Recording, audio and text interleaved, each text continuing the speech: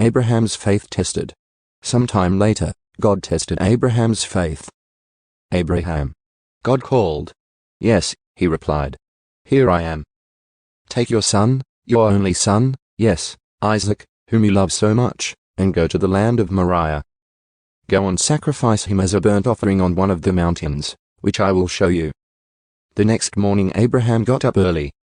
He saddled his donkey and took 2 of his servants with him, along with his son, Isaac.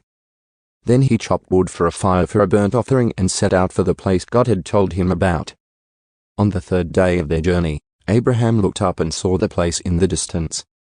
Stay here with the donkey, Abraham told the servants. The boy and I will travel a little farther. We will worship there, and then we will come right back. So Abraham placed the wood for the burnt offering on Isaac's shoulders, while he himself carried the fire and the knife. As the 2 of them walked on together, Isaac turned to Abraham and said, Father? Yes, my son? Abraham replied. We have the fire and the wood, the boy said, but where is the sheep for the burnt offering? God will provide a sheep for the burnt offering, my son, Abraham answered. And they both walked on together. When they arrived at the place where God had told him to go, Abraham built an altar and arranged the wood on it. Then he tied his son, Isaac, and laid him on the altar on top of the wood.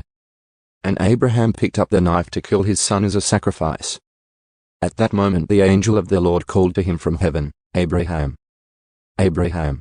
Yes, Abraham replied. Here I am. Don't lay a hand on the boy. The angel said. Do not hurt him in any way, for now I know that you truly fear God. You have not withheld from me even your son, your only son. Then Abraham looked up and saw a ram caught by its horns in a thicket. So he took the ram and sacrificed it as a burnt offering in place of his son. Abraham named the place Yahweh-Yireh, which means the Lord will provide. To this day, people still use that name as a proverb, on the mountain of the Lord it will be provided. Then the angel of the Lord called again to Abraham from heaven. This is what the Lord says, because you have obeyed me and have not withheld even your son, your only son, I swear by my own name that I will certainly bless you.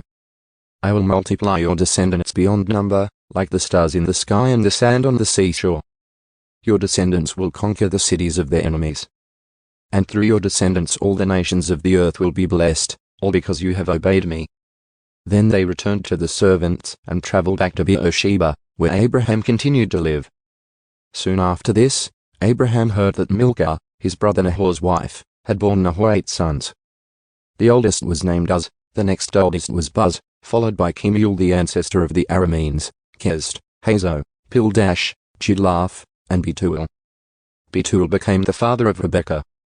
In addition to these 8 sons from Milcah, Nahor had 4 other children from his concubine Reumah. Their names were Tabar, Gatam, Tahash, and Maachah.